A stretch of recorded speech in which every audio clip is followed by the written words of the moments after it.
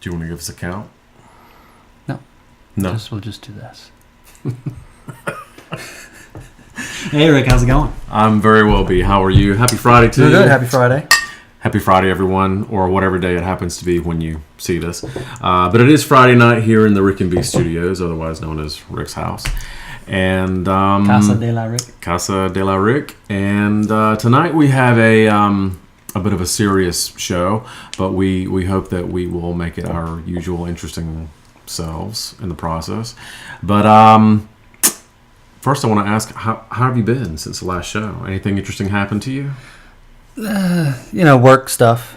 Nothing too interesting. You don't want to talk about it at all, do you? Well, no, you don't want to talk about you, do you? Not well. We're going to talk about him tonight. If there was a lot to talk about, then yeah, I don't have a lot to offer up. Work's been crazy, but that's okay. That's about it. Right. Yes, it's boring. It's plain Jane, but that's the reality of Same here. Of life. Okay, I don't have anything to talk about personally either. I just wanted to put him on the spot for a minute. What about Ops? What does Ops have to say? How have you been doing? Hello, Ian. I'm good. Yeah. Are you well since we last sat down here at the table and Yep. bullshitted? Okay. Yep. Well, we are very glad that you guys decided to join us again. We can talk about the last episode. We can? Just for a little bit. Okay. Just how would you like to follow? Well, yeah, we got because I'll turn that over to you. That was your show. We got comments on the gratuitous use of fuck, which was understandable. You guys liked that. We thought you liked it. We got complaints when we didn't say fuck enough. Oh, that's what it was. Yeah. But now we got complaints because we said fuck, or I said fuck too much, and some of it, what I was trying to recreate the fervor in which the conspiracy theorists like to. Scream into the microphone and rage against the machine. Right. How they're the ones that have finally figured it out, and they're so smart. Right, they see the things and the connecting of the dots that we're just not seeing. So I was trying to represent some of that. Okay. In what I was doing, but since you're not a conspiracy theorist I'm yourself, you didn't bring that energy into it. No, some of it was I think that they do a disservice because they scare people. And I don't think scared people make informed decisions or can make informed decisions. I agree with that, yeah. I think it weakens our democracy. Yeah. So that's all I wanted to say about it. But okay, on to tonight's episode. Okay, so we'll move on. Tonight's episode is about shame and guilt, or shame on you, Rick. Shame versus guilt. No, shame on you. There's no shame on me. I don't know where you think you are, can't guilt or who on you think I am.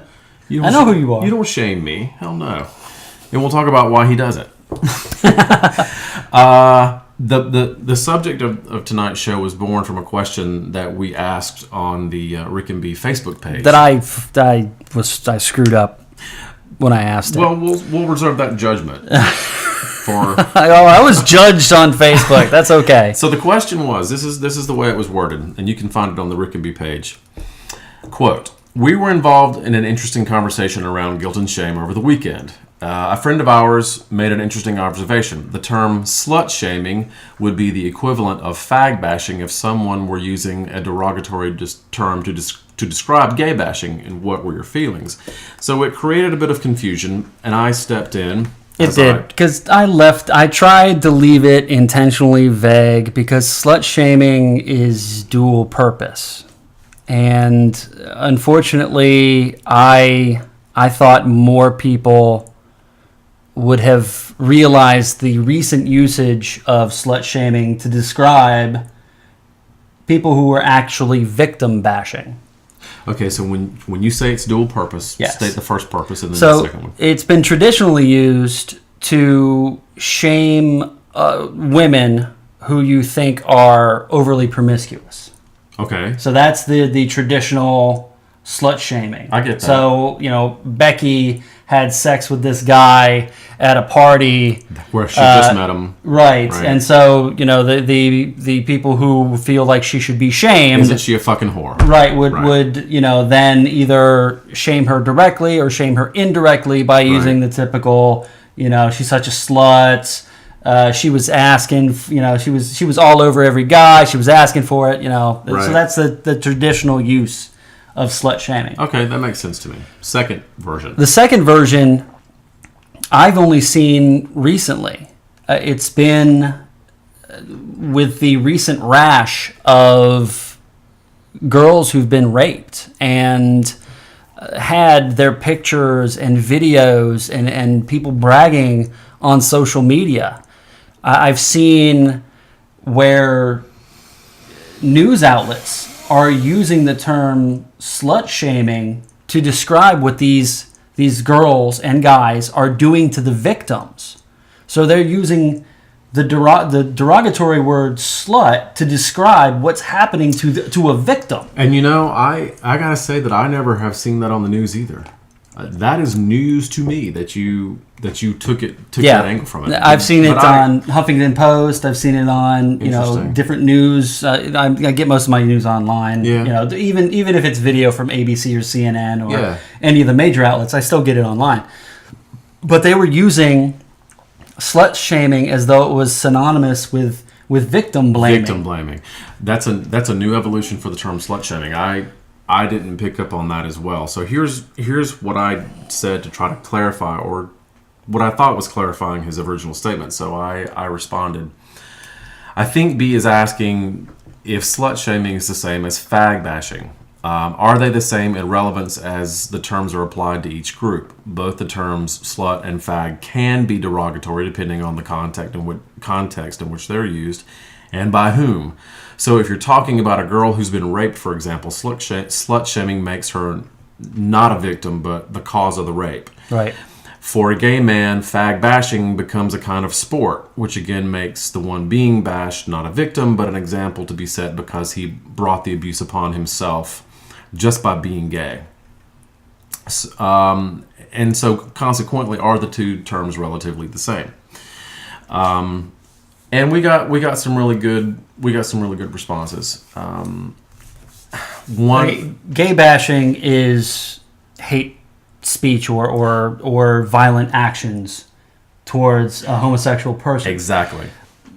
But the word gay is not derogatory as such, right? As such. So it would be as though you would have to use, in order for it to be equivalent in that context, in the victim blaming context, it seemed as though it was being used synonymously incorrectly when you're talking about slut shaming. Can I read the one response sure. that I thought was so excellent? So one reader said, to start, we need some clarity about the term slut shaming. Slut shaming doesn't only occur as a result of sexual assault. It is a term that is ascribed to any woman by others, usually peers, who condemn and literally try to shame her based on her appearance or her sexual activities. Right, which is the first use of the term. Well said. The suggestion then is that if a woman dresses or acts promiscuously, then she revokes her right to say no, and that's where it ties into rape.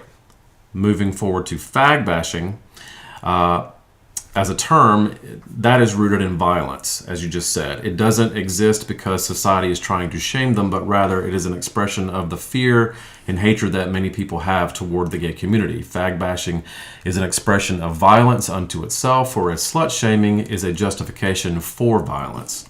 In other words, different motivations, often the same results. If that makes sense. Absolutely. But the thing is, I've never heard the term fag bashing being used as synonymous with gay bashing. I've never heard that. That it doesn't, as far as I know, as far as I'm aware of, that doesn't exist as a cultural. To me, it's the same thing when you bash a person for being homosexual, whether you use the word gay or fag. If you're bashing them, then you're attacking them because absolutely. But you're not using, when you're describing it, you're not using the derogatory. I've never heard anybody say, this person was a victim of fag bashing. I've never heard that. Nobody ever says fag on the air. Or faggot bashing or whatever. Right. It's always gay bashing or hate crime. Or hate crime. Gay hate crime is usually what you'll hear. But it seemed so quick to roll off the tongues of the news media and people and blogging. People were blogging about it. I didn't see this. It just seemed. I'm glad you did. Right. It seemed weird, and that's why that's how the discussion came about. It was, you're using the derogatory term to explain a victim. Right. Would be the same as saying faggot bashing instead of gay bashing. Right. Which they're both horrible events, but it seems weird that it was so easily made synonymous. I agree, and I wish I had picked up on it. But I understand what you mean. But I don't know that I've ever considered the two synonymous as well, which is what the one respondent pointed out. Right. Well, yeah, I didn't pick up on it. I'm not that in touch, unfortunately. It's all right. You did a good job. Well, because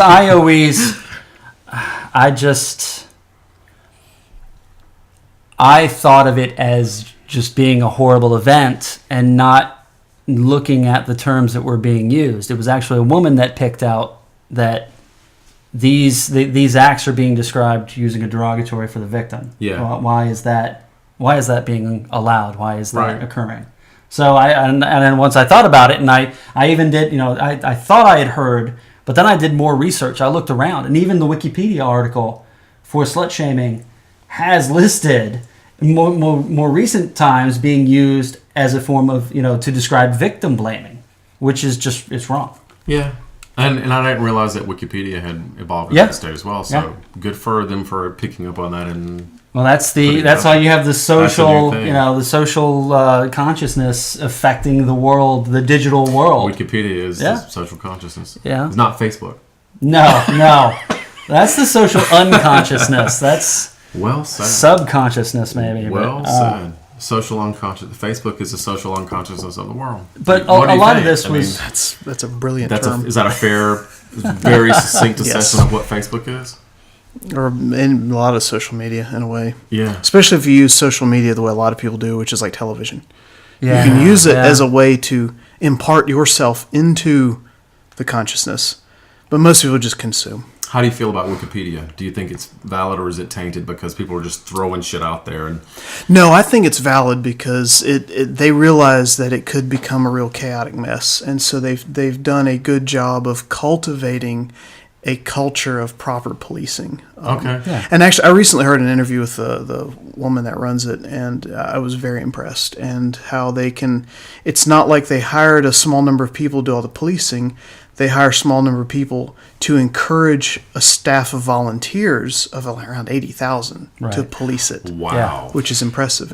But if you think of it in a world where Texas can decide that their school books are going to exclude certain bits of history or parts of learning, then that's a very tight-knit, closed organization that's deciding what's being taught to people and what knowledge is available, as where everybody on the internet, their eyes are focused. Well, and Wikipedia embraces the opposite of closed because every email discussion, every discussion that happens on a page that's hot is publicly viewable. Yeah. Every email that ever comes and goes in and out of Wikipedia is all archived and available to the public. Well, they are wide open, and I think that type of openness really fosters a type of honesty. Well, and you can get some true knowledge and insight that you can't get with say the textbook example again.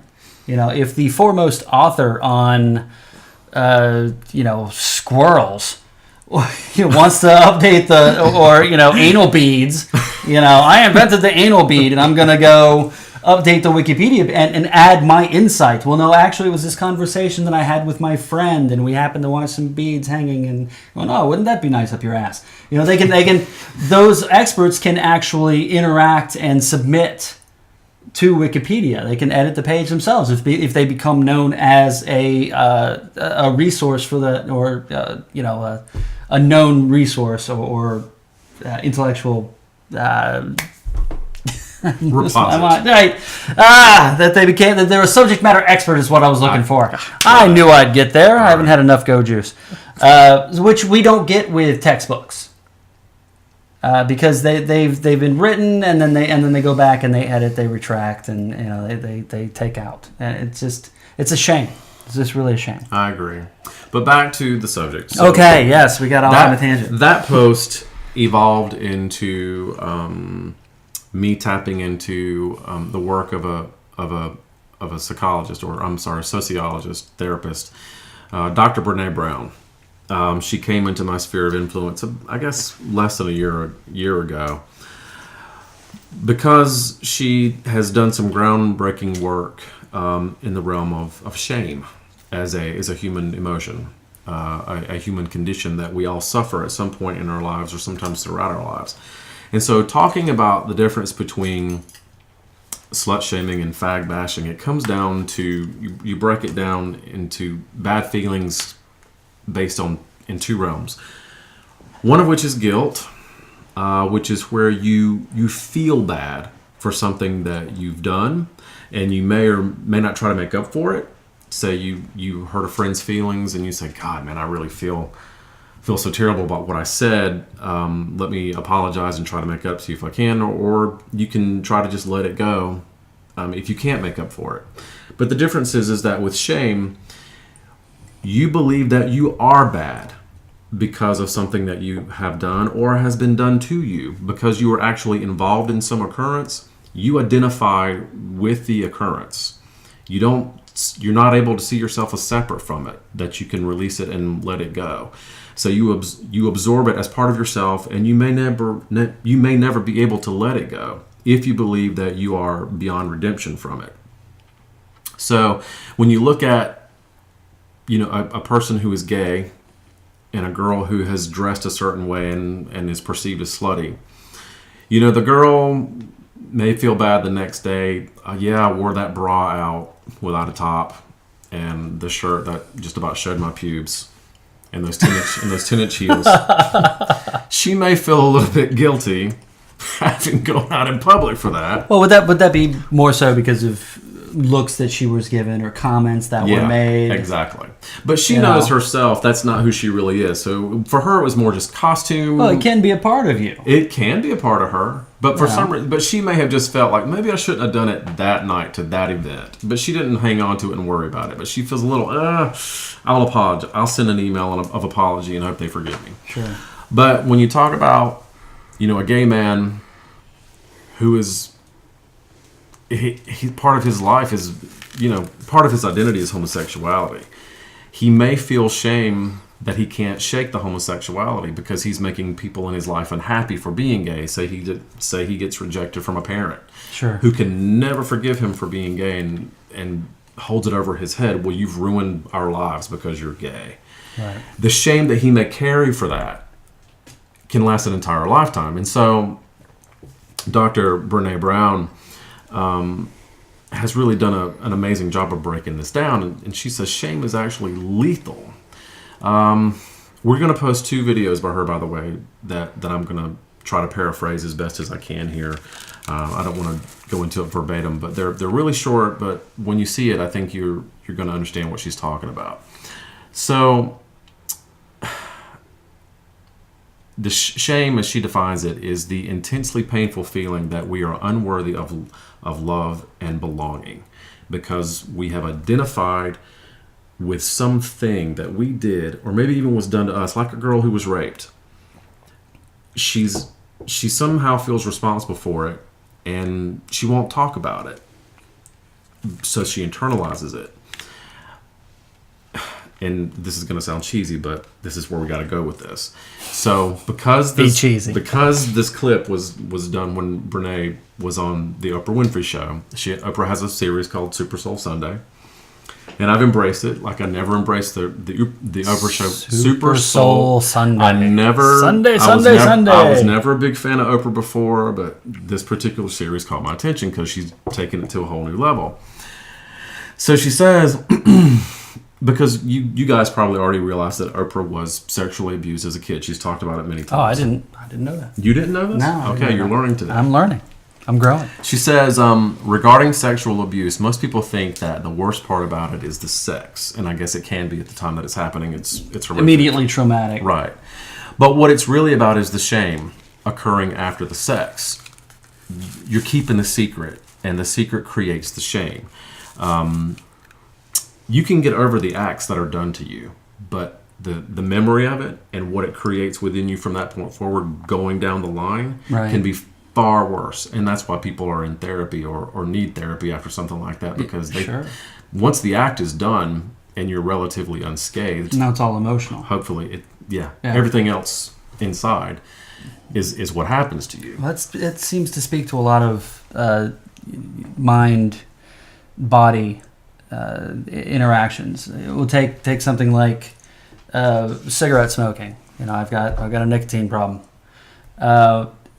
They say that the nicotine addiction, the physical part of the addiction, only lasts for a couple days. But anything after that, that's purely mental. So this is a different time scale, but kind of the same thing. The physical is over relatively, talking about a specific incident, and I'm no way trying to make light of it, but the incident is finite in nature, but the mental is long reaching. Yeah.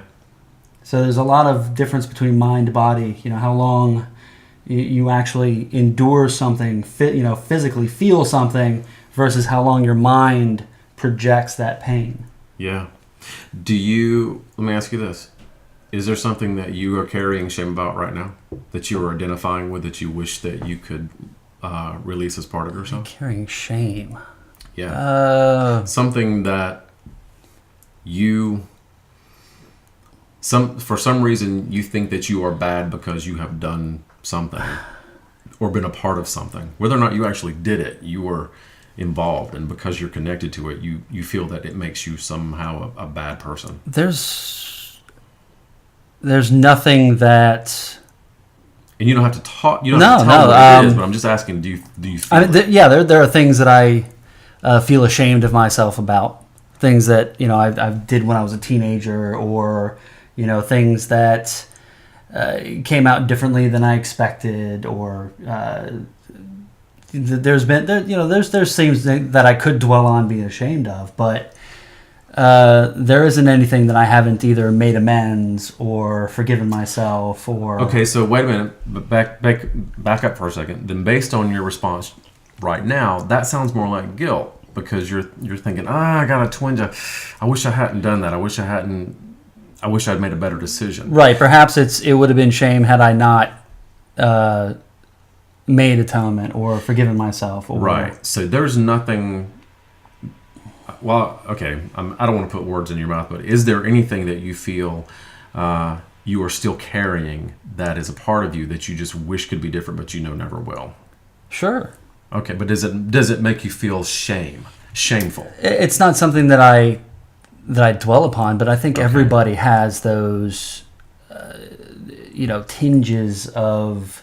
a memory will flash into your head. It could be any trigger. It could be triggered by smell. It could be triggered by sound. It could be triggered just by the brain regurgitating a past memory. Yeah. Everybody has those things. And then, but I think everybody also has the mechanism to say, no, you're already past that. No, you've already atoned for that. Or you did not know as much as you do now. So yeah. You have to forgive yourself for mistakes that you make. Yeah. That's a big one. Forgiving yourself. But it can be, even though that's the right thing to do in most cases. I mean, I guess there's some things that you should be ashamed of for the rest of your life. I can't think of one. Good. I can't think of it, but maybe somebody could come up with an example of something. But I think you always... the memory lasts, and your instinct is to react negatively to that thought when it comes up. Sure. But if you're mindful about it, or if you've already processed through whatever it was, you can say, no, that's not right. That's just an old memory. That's something that regurgitated, and I got to put it back where it. You can't erase your mind. You can't erase everything that you've put in there. Try. Everything that you've put in there is still in there. Yeah. You may not know how to access it, right? But it's still there. Which is why people turn to too much booze, sure, or heavy drug use to try to numb and erase it and get past it. Yes, but it's still there, and that's why drugs and alcohol don't fix the problem. I think that those things are more related to shame than guilt, because in my mind, feeling guilty about something usually comes up, at least for me these days, when there's something that I know I can make up for and haven't fixed it yet. Mm-hmm. So if I know I need to make an apology, if I need to set a wrong right, if I need to just correct a mistake, something that I can affect. If I don't try to affect it and set the balance right, then I carry some guilt about it. And then the only thing I can do is offer a verbal apology and say, if I can't change, I know I can't change this, but I'm really sorry. Can we move forward? Hopefully that's the case. Well, I don't dwell on identifying. I guess I don't dwell on identifying the negative emotions. So it can be kind of tricky to tell or identify whether you feel ashamed of something or you feel guilty about something. But you just said a key word there, identifying. So I'm not saying that if I feel guilty, I have identified with what I did. It's just that I know that I fucked up. But how do you know that's and I need to you feel own it. guilty about something versus you feel ashamed about it because you've done something? Because guilt for me comes out of an act that I did that I can either apologize for or fix, make it right. Shame for me, and I hope this will clarify the whole concept of shame for you. Shame comes from feeling bad about who I am intrinsically as a person. So, some of the changes that I've been through. The readers and the listeners, the viewers now, know some of the changes that I have been through in the past year. Yeah. And part of my self-preservation as an individual has caused pain to other people in the process. Yeah. So I'm carrying some shame, I guess, because of an admission of who I am as a person that hurt somebody in the process pretty badly. Do you know what I mean? Yes. There's no way that I can actually change that. And there's no way that I can change who I am now because I made the decision to fully embrace who I am right now. Right. So while I'm working out how to be more fully myself, there is still a twinge of shame involved because I created damage and chaos for another person along the way. That is something that wasn't the intent of your statement, though. That wasn't the intent of your actions, of your not your at words. all. And that's the problem because that's it. When you realize it comes down to me saying, "But I didn't mean for this to happen. This is just who I am." Again, like if you were coming out to someone as gay, I didn't do this. I don't want to feel bad about being gay. But you could also say that take that example, and not your personal one, but in that example, you feel guilty that your mother or your father can now or cannot face society. I can't tell my pastor this, or I can't tell the guys at work that my son is this. So you may feel guilty that you've now placed this burden upon. Feeling ashamed about being who you are. That's not guilt. That is shame. When you feel that someone else's life, or your own life, is at a halt because of a fundamental aspect of yourself. That's shame because it's not going away. You have identified with it, but guilt can be erased by making up for an action that you did. Well, sure, but or identifying. But you can't make up for being gay. That's It doesn't require. But that's not what I'm saying. That's not what I'm saying. I've lost you completely, or you lost me. I think you can feel guilty for something that you're not responsible for. Well, no, I think. All right, so in the example, so let's say Rick's dad, feels like he cannot tell his coworkers that his son's gay. Mm-hmm. That knowledge thrown out there would make Rick feel shameful, not worthy of love. Remember what but the difference. He is. Remember what the he difference. is. But he needs to be excluded from a certain section of society. Exactly. Sure. Listen again. Hold on before you keep. Dr. Brown defines shame as the intensely painful feeling that we are unworthy of love and belonging because of some aspect of ourselves. It's not just about something that you did that you can apologize for and erase, and people say, yes, that's done, that's past. Right. When you don't feel like you can be yourself because of who you are, you feel shameful of who you are. So And let's take a different example, though. Maybe that's not the best example to give. Okay. Let's take the example where you speak your truth, and there's no malintent. You just this is how I feel the way things should be. Right. Therefore maybe it's maybe we can't be together anymore. Right.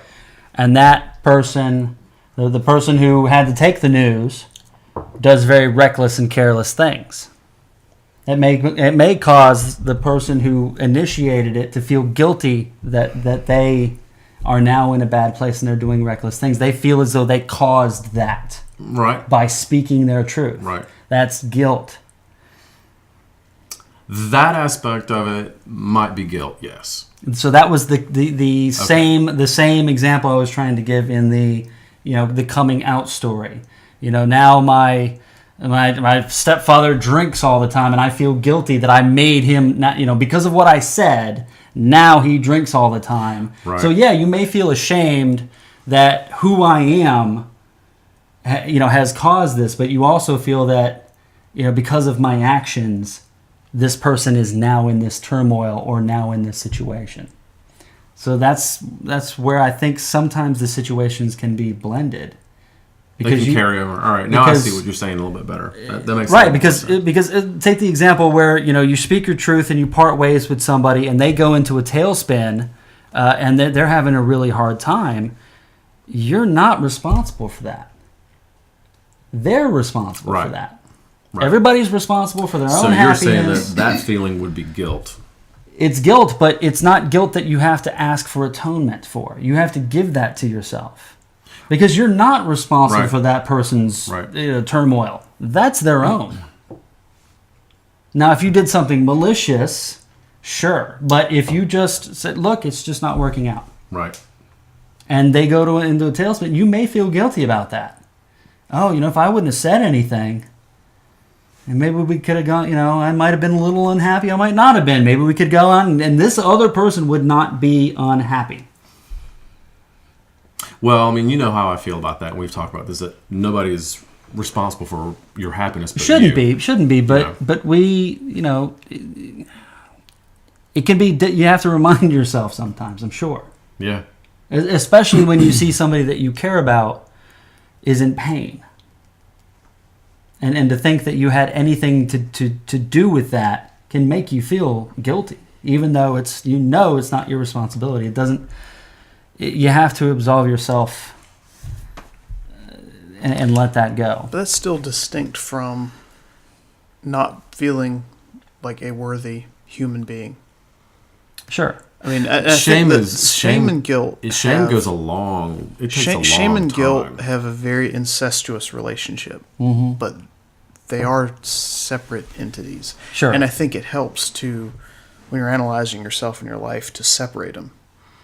And the two get interwoven, and I think, religious institutions take advantage of that. The fact that those big two time. interweave. Sure. Religious institutions or the fear of judgment. Or Well, they provide the ultimate judgment. Yes. According to them, there is none higher. So fear of that level of judgment creates the most intense amount of shame that I have ever experienced. Because I released that a long time ago, at least on a religious level. Growing up gay and hearing that you're awful, or hearing that gays are awful, because I wasn't out when I was going to church. Yeah, that's one of those things that keeps you up at night as a young gay kid. Oh. Well, and then you hear you're going to hell. All gay people are going to hell. So and that's a prime example of where shame comes from, right there. That's right, a prime but example that was of not feeling worthy. Shame. I think comes from two different sources: internal and external. Oh, you can feel ashamed and not be shamed by somebody else. Yeah. But being raised a certain way. Nobody's telling you that you should be ashamed that you're homosexual. Yeah. Because they didn't know. Yeah. That was completely internalized. Right. They just said it. They weren't saying it to you. Right. They were just saying it. So here I am in the room full of people who are all nodding. Yes, burn the gays. Well, even some of them. Going, even some of them sweat, probably gay. Even some of them could probably be gay. It's just we're all straight here.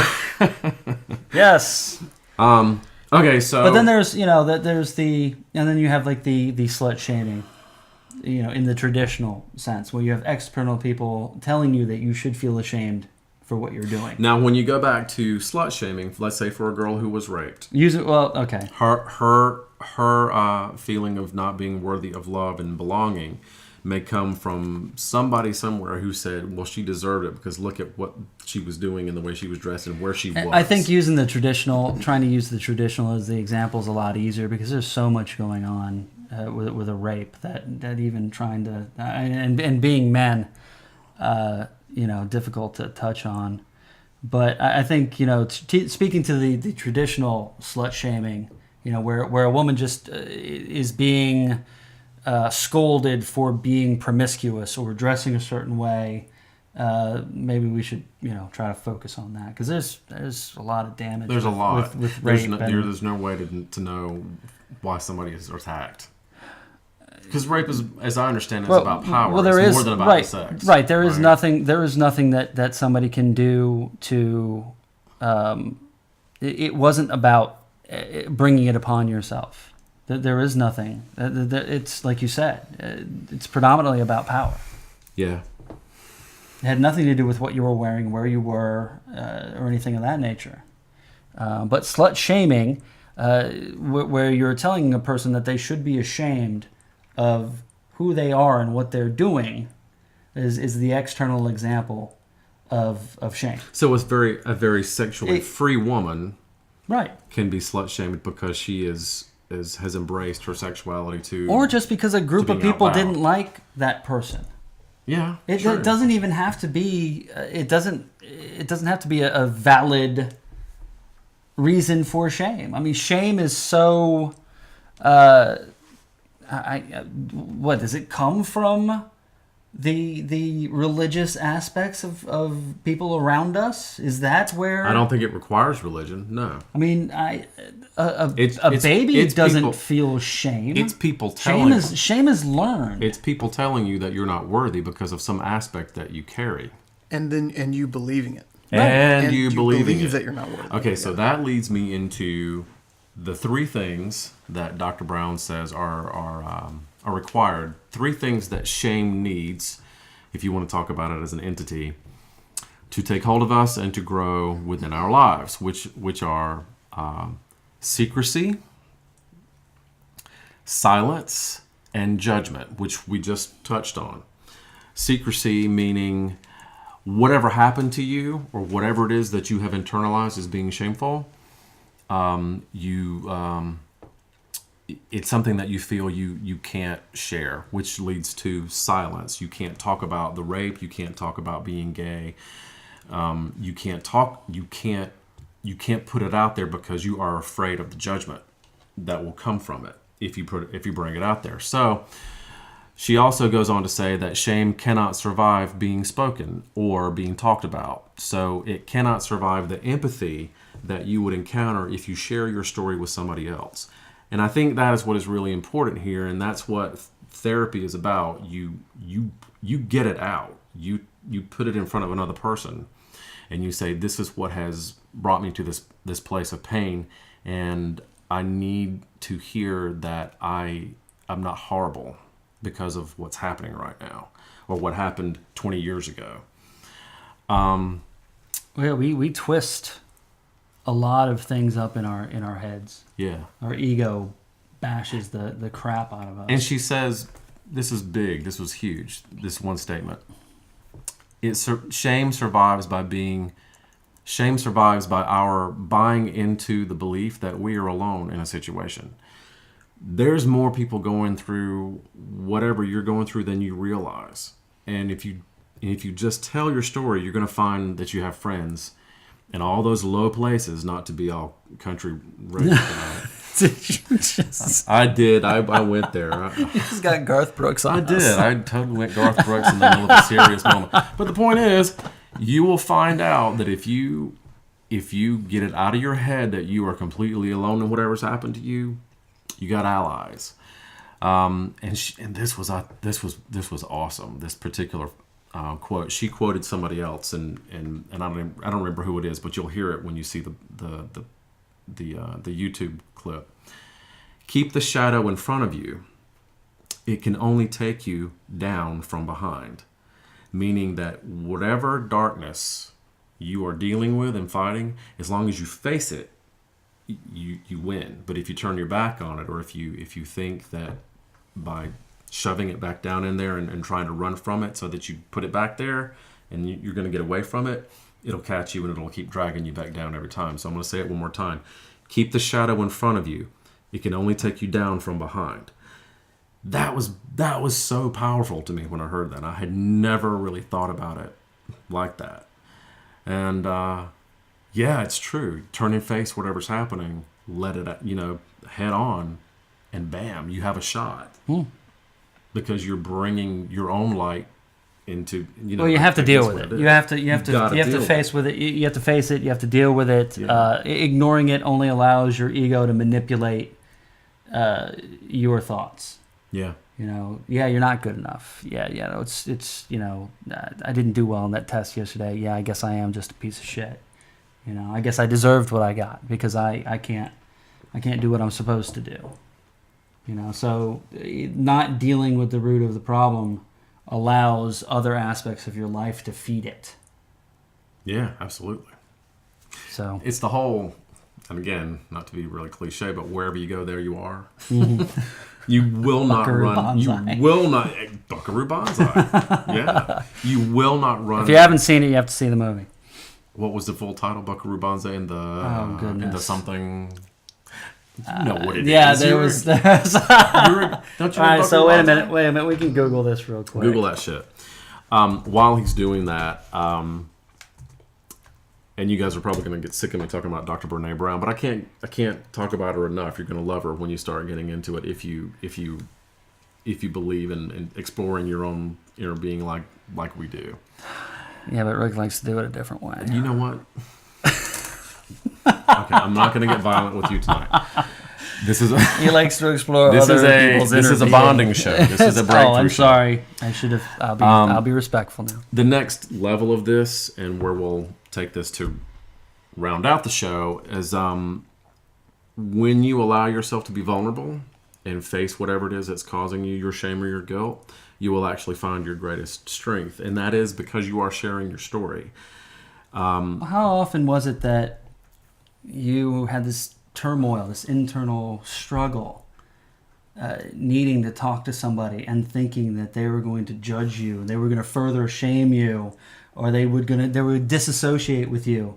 But then when you did actually say something, it was not a big fucking deal. The reaction was either non-existent or extremely very opposite, very supportive. Very supportive. Yeah. But it's the slightest of chance that they're going to push you further into the darkness. Depends on who you're talking to. That can keep people silent. And it can be one person out of a billion. Because you can have a million or a billion very positive responses, but that one negative can drag you down so fast and so far into the abyss, and you think, wow. Well, there are voices that you can reach out to that you may not even know. I mean, there's a lot of helplines that you can call. But sometimes people are silent because in order to talk about it to somebody else, if I talk about what happened to me, it makes it real. Mm-hmm.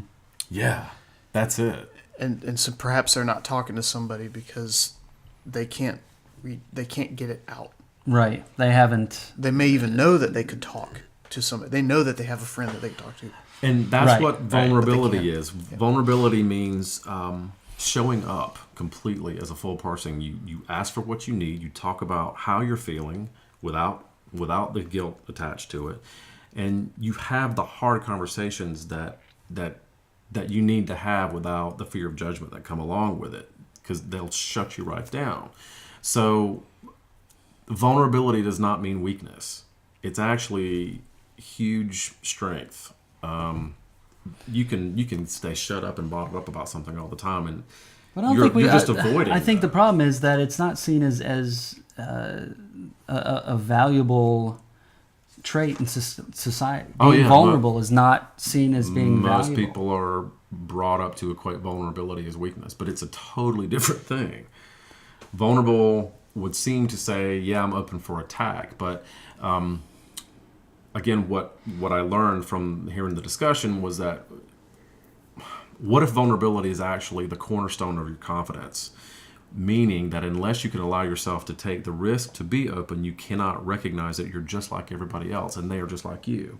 So once you open yourself up, you expose your belly, so to speak, your soft side. Other people will understand that they can connect to you as a person, and you find who your friends are. People don't like perfect people because they think, how can I identify with that? One, they reject that. Yeah. So if you portray yourself as a perfect person, you're something that doesn't exist. You're going to be quite ostracized. So you can't be genuine. No one can take you as a genuine human being if you're attempting to come off as being a perfect person. So that puts a lot of people off, unless they aspire to be you, which that idol worship happens that way. You know what? One of the things that Brené and Oprah pointed out was a telltale sign of vulnerability. When you have a friend or a family member or somebody that you love who is hurting, and they've often looked to you as a support person, a support network, and you allow yourself to get in front of them. You call them on the phone, you go to see them, and you say, you know what? I don't know how to fucking fix this, but I'm going to hold your hand and I'm going to walk with you through this pain. That's vulnerable because you're admitting that you don't have the answer and you're not as strong as they thought you might be. Sure. But by God, you're going to be there till the end. Well, that's all somebody needs, is that to know that somebody will be there with them. Right. Not necessarily help them, not necessarily do the work for them, but that they will be there. And that's huge. That's a huge amount of strength to say, you know what? Yeah, I don't know what's coming, but I'm here for you, whatever it is. Yeah. That's a lot of times all people really need to know that they're not alone in it. So you figure it out together. It's part of that whole life is a journey, not a destination thing. I mean, and that brings it into some serious perspective because you're not going to just know the answer to it all, but you have to go through it. And then by the time you come out the other side, you're going to hopefully know some stuff. But vulnerability is courage. That's the ultimate message. And I realize it doesn't make a lot of sense for someone who feels that they can't let their guard down. They can't be weak because other people are depending on me. Well, not only that, but they think that those that have oppressed them or shamed them, they'll just go in for the kill. Yeah. If I show my vulnerability, if I show that this gets to me, that's going to open up for the rest of them to just circle and attack. And there are people out. Yeah, there's going to be some people who will be that malicious and will wait for an opening to come in and try to do that. Hopefully it will backfire, or hopefully they just won't waste their energy on it. But that's a risk that you always take. But the point is, it really doesn't matter if they do. Right. Well, seek your allies, seek your friends. If you'll learn fast who you can cut right out. Right. If it's there aren't, as I said before, I can't think of anything that anybody should be ashamed for and can't be forgiven, redeemed. Anything? Yes, of course there's certain things, but we don't want to enter into that gray scale of morality. Yeah. Just talk about certain social situations where you can ask for forgiveness and things of that nature. And I don't know. It's well, would you say shame is a difficult topic. Guilt is a little bit easier, I guess. Given the explanation that you gave of the difference, but shame, I would have to argue that the majority of shame, at least that I see, is unwarranted.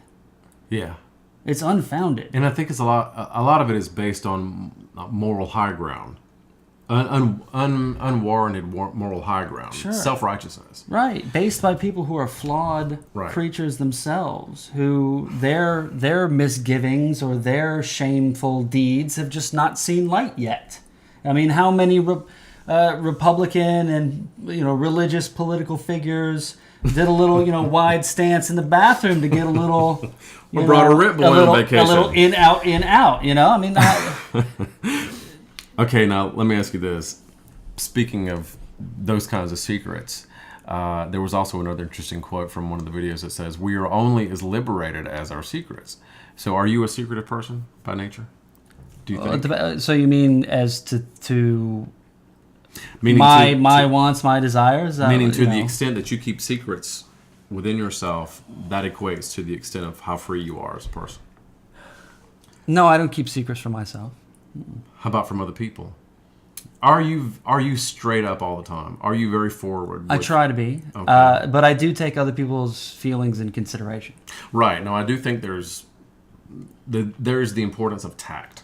Yeah, So, it's very important. So I might feel one way about something, but not necessarily vocalize it because it's not. Are they going to grow by hurting their feelings? some things Probably not. Some things don't need to be said just because it's like that keeping that secret is just better for everybody. Absolutely. But I mean, I think I understand what the quote means, which is to the extent that you hide yourself, you also cage yourself.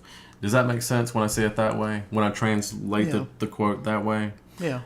I mean, so I understand that everybody has the right to a private life, and I understand that everybody needs privacy, and they need their own secrets that nobody else knows because that's part of your... Well, the extreme example identity. to give, which makes it easy, is the homosexual person that has not yet come out as being so.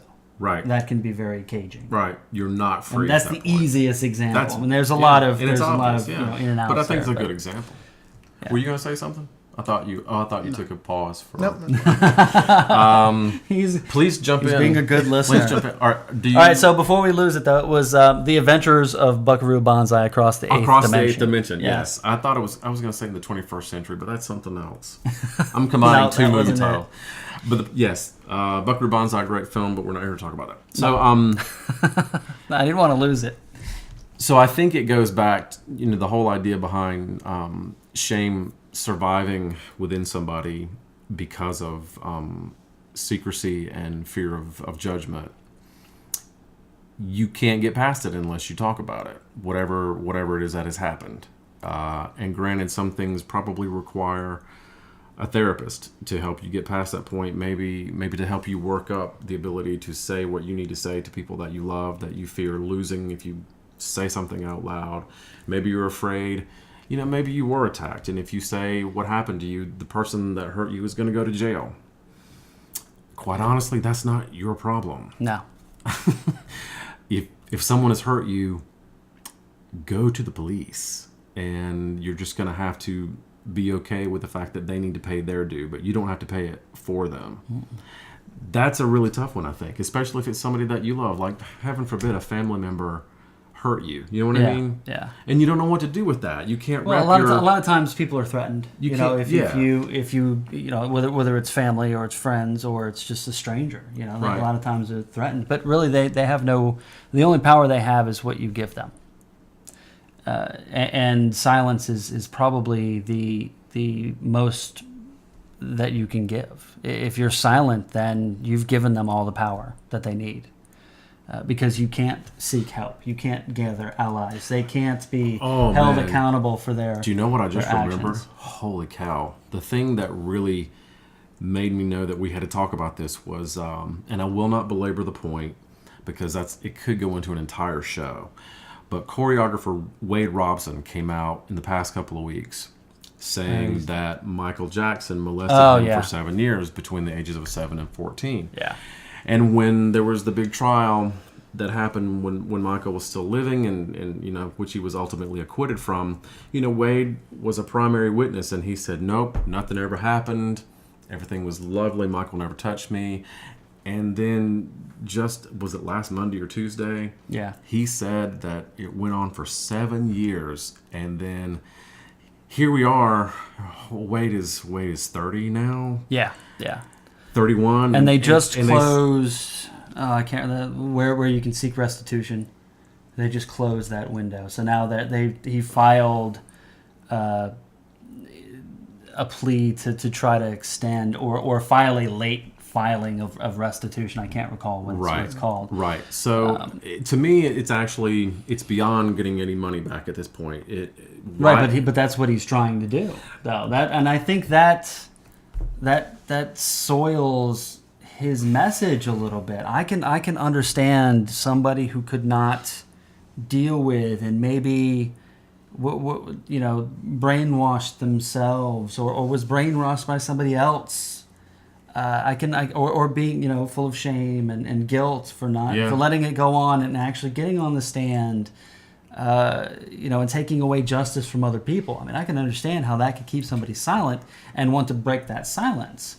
What I don't understand is trying to seek restitution past the period where it's. But that was only one. Allowed. That was one of only 2 points of why he was doing it. So I don't really know. And honestly, watching that interview with him and Matt Lauer on the Today Show, I really didn't get the message that he was after money. I didn't see that. Then why file for money? Then why try to get it? I think that was a small part of it. From what I remember, and we can also post this link. I can find it. Sure. Because I do think it's an important piece that lends well to this discussion. Well, don't get me wrong. I do think that victims deserve financial restitution by all means. I'm not discrediting it based on that alone. It's just the time frame, right? And then trying to file a late claim against the assets of Michael Jackson's family, which it seems weird. Seems a little disingenuous. Okay, so let's forget that aspect of it just for the rest of this conversation. Okay. So money aside. What I remember Wade saying, and you can watch it when we post it, was that the reason that he did this after all this time is that he is a fairly new father. His son is 2, I think, and he said that since his son has been born, he has had to complete nervous breakdowns because he inadvertently put him, imagine the horror of what happens if someone attacks my son. What will I ever find out about it? Would he have the courage to come to me and say something? Because apparently Michael told him, "Now look, if you tell anybody this, our careers are over. So you have to keep this quiet. I won't be a singer anymore. You won't be a dancer. So this has to stay between you and me. This is our thing, right?" A lot of that threatening happens. So it sounds like a very polite threat. But it had convinced this teenager, well, I can't say anything or I'm going to ruin Michael. So nobody wanted to ruin Michael Jackson. I mean, he was a nationally loved superstar, right? And he wouldn't have he would not be a dancer, have a career either. So, not speaking for Michael, not speaking for Wade. What I understood from the whole speech was that it took him this long, more than a decade, 15 years after everything was said and done, for him to say, you know what? This was wrong, and I'm not going to keep it inside anymore because there's probably other people out there who are going through the same shit. Well, I can understand finding strength outside of yourself because if that's the explanation, right. then that's the real issue as far as I understand it. That's the more important thing, and he said this. The more important thing here is that I have to tell people that it's okay to tell somebody if you're being abused. Yeah, I still get the disingenuous. If he had not asked for money, you'd feel better about it. Oh, absolutely. But it really doesn't matter how I feel about it. But wait a minute. Do you believe that his asking for money makes it seem like it didn't happen? That he has some? Do you not believe him because he's asking for money? I think that weighs heavier. Because that almost feels like you're blaming him on some level. That looks to me like victim blaming. Or shaming. No, I didn't. I'm not. Just the way you've said it just now, when you're saying. No, I said it to me. It. Okay, so how do you after this? You take all the evidence. I mean, what evidence does he have that this actually happened? It's his word.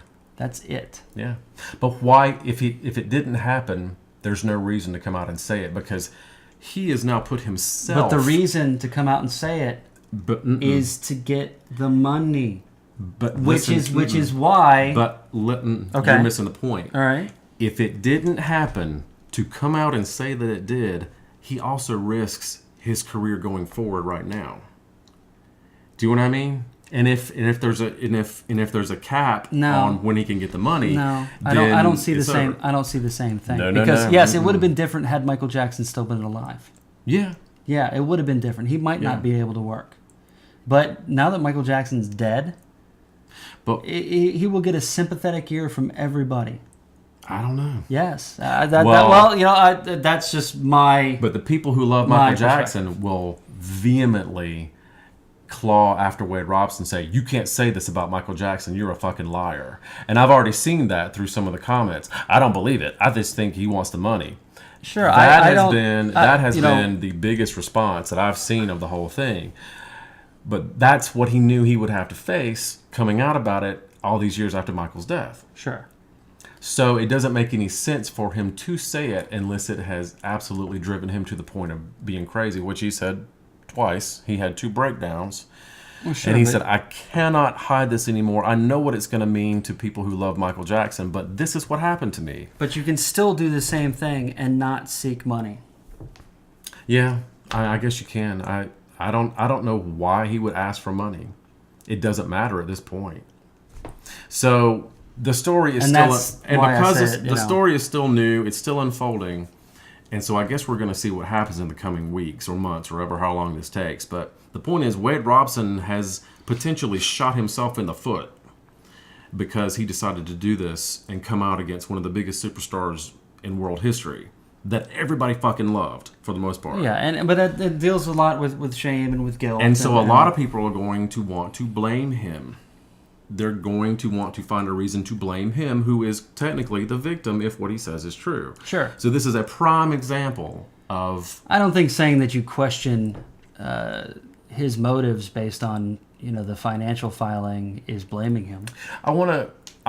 We can't. I don't have time to look for it now, but when we post it, we can go back and we can look and see whether or not he actually did ask for money, because I don't remember seeing that. Well, but you saw it's it. Right. It's filing for the extension or filing a late claim against the estate. So claim against the estate is the same thing as asking for money. Yeah. All right. I didn't. When you file a claim against an entity, you're filing some kind That's of not what I. restitution. That's not. I never heard him once say to Matt Lauer, "I want money." No, that was in the Huffington Post article. Okay. Yeah. We'll post it, and you can decide for yourself whether or not Wade. No, I think if he is truly a victim, Now- that he should have his say, and he should. But if the door is already closed, Okay, let me just turn it around here No. real quick, and then we'll move on to close out. If he does get the money from it, and let's say he uses the money to open a center for abused boys, I'm just throwing something out there randomly.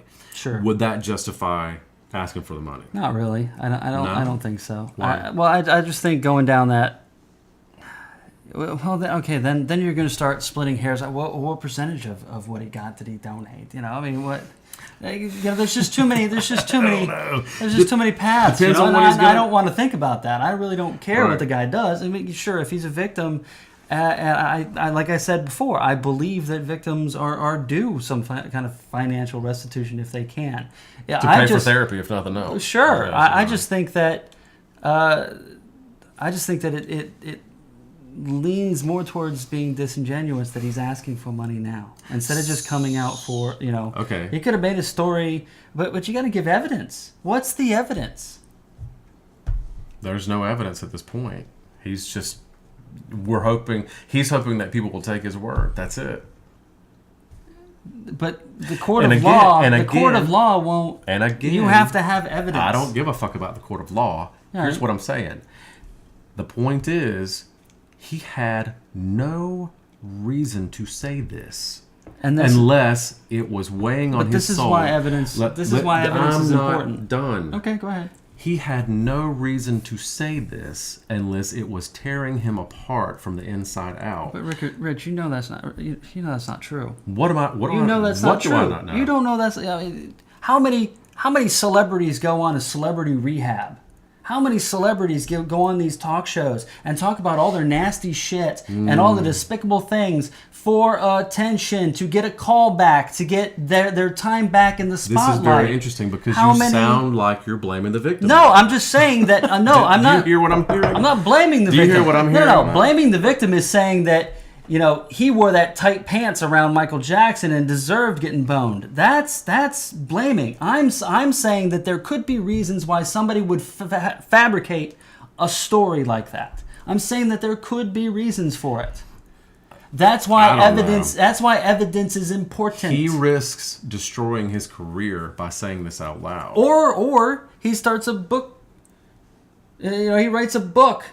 And he starts his book tour based on the publicity around this. He knew. If he has evidence, that's why evidence is important. It's not public opinion. I feel that because he did this, he's innocent. And I feel, or that he was a victim. Or I feel that because he's doing that, he can have been a victim.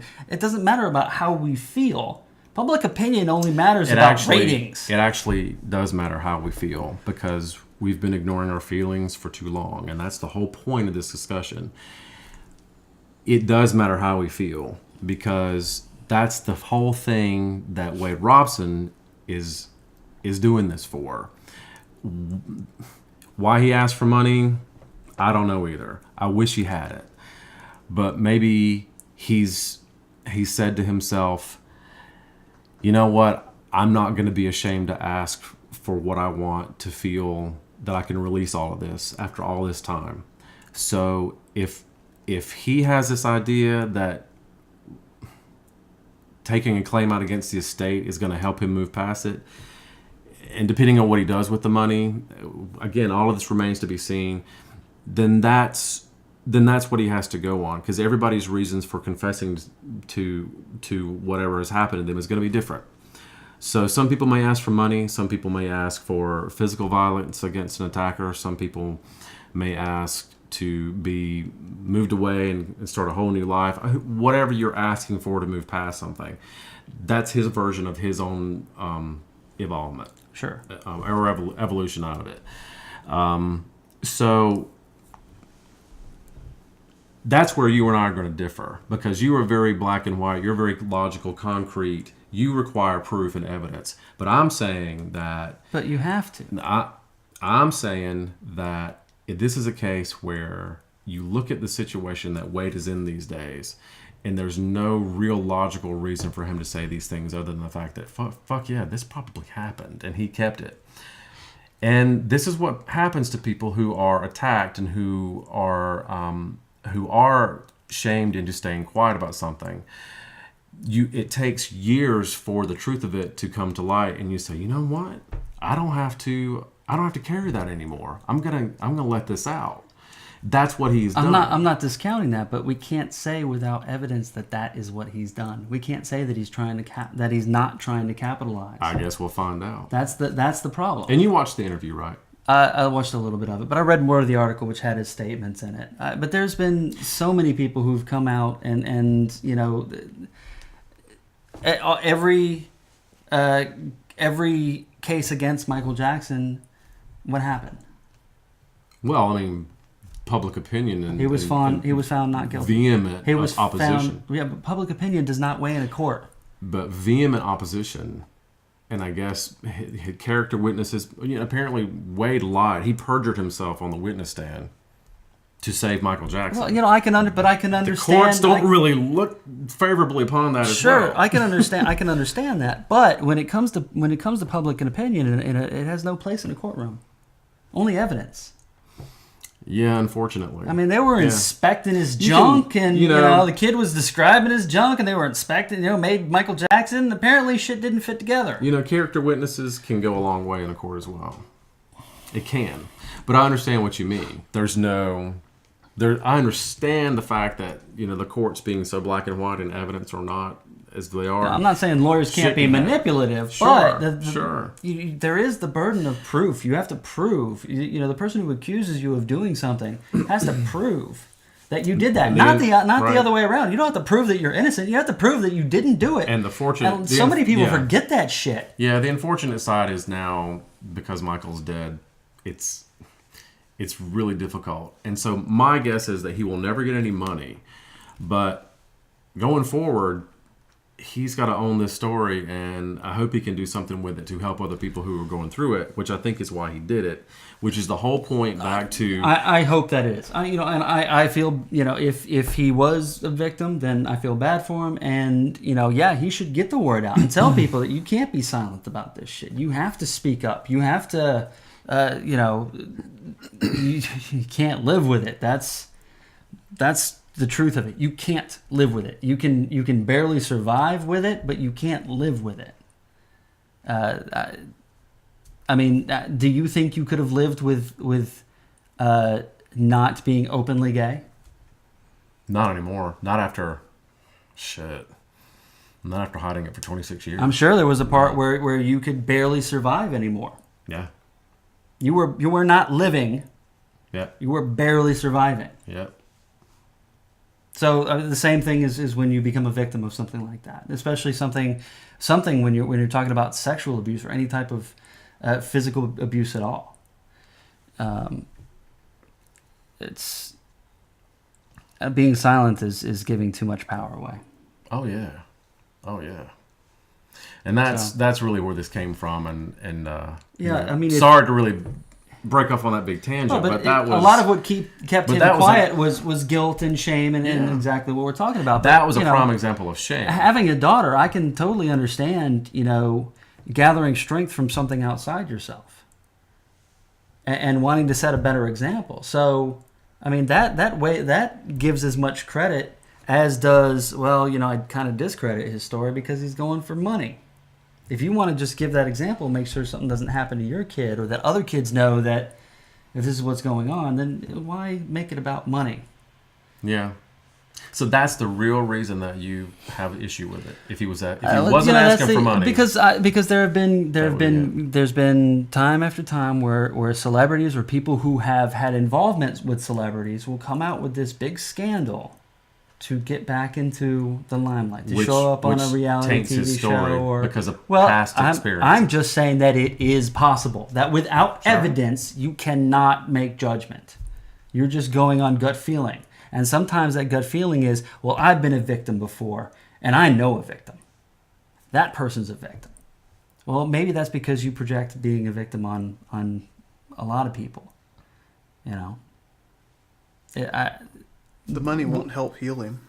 The money won't heal. I agree with you there too. He's already on NBC or ABC, or he was already on a major television network. You can't get a bigger message than that. You can't get a bigger platform than that. So it's not like he needs funds to get his message out. He'll get an interview on every network if he wants to. I think it will depend on what he does with the money if he gets it. I don't believe he would get it. Well, honestly, I would say that if the evidence shows that yes, he was victimized, then do whatever the hell you want with the money. Build a bonfire and set it on fire. I don't care what you do with the money. It's just that the evidence is important. Yeah, really, but you have a really good point there. That dollar amount doesn't take away 7 years of abuse. It will never erase. No amount of therapy will erase that. Yep. So I hope that if he has a chance to speak about it again, he will explain why he's asking for monetary restitution. Because he's made a pretty big name for himself. He's a well-paid choreographer. He's won Emmys for his work on, So You Think You Can Dance. It again, you look at his career, his life, and you go, why in the hell are you saying this? And for him, it was a matter of, I got tired of denying that this happened to me to protect somebody that everybody in the world loved. And that was what struck the chord with me. Like, oh shit, you are maligning the name of one of the most beloved figures. Yeah, but it definitely wasn't the first time. Michael Jackson's already been true. And there's even been what makes it famous black comedians that have said, But Come on, it's Michael. He did Thriller. But you know. I mean, would you let your kids stay at his house? Oh, hell no. What's weird is, So again, Wade told one version on the witness stand, and now he's recanting all of that. It makes it very, very touchy. Well, that can be fear. That can be shame and guilt for what he allowed to happen, or his. I think if it is true, because I can't pass final judgment, although I will in private. If it is true, then it is a prime example of what carrying shame will do to you. Because if he's had nervous breakdowns and nearly unraveled at the seams because he held on to something for over a decade, it will come out. You cannot hide the truth, and it will manifest somewhere else in your life that will destroy your relationships. It will destroy you, perhaps. You'll turn to substance abuse. You'll turn to physical abuse of some other person.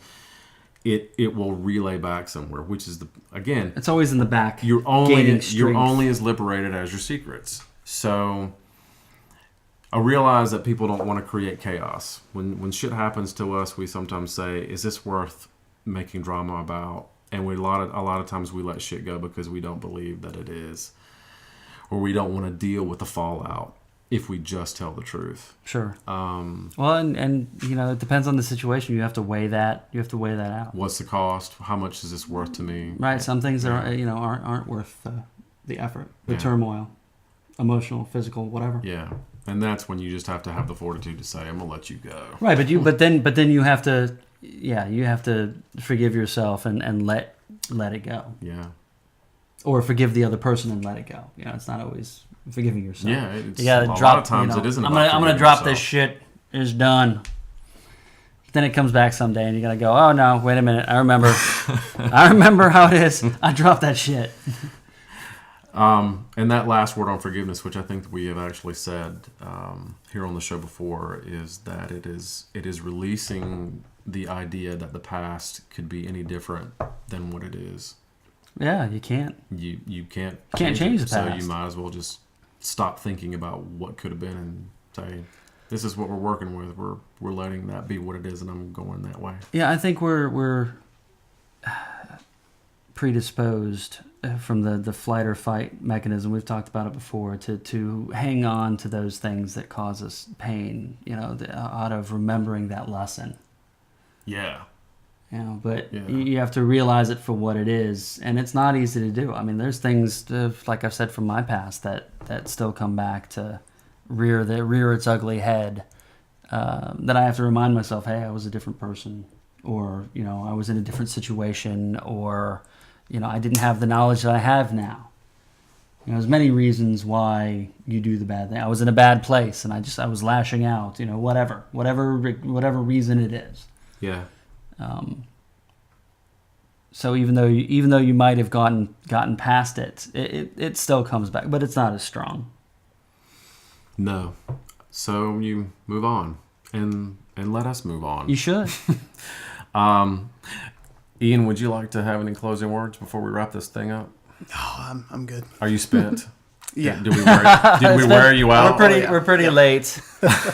All right, but we are very happy that you stayed with us as long as you did, and thank you for the very engaging, heated discussion. I appreciate it, Rick. Next time we're gonna do something fun. Next time.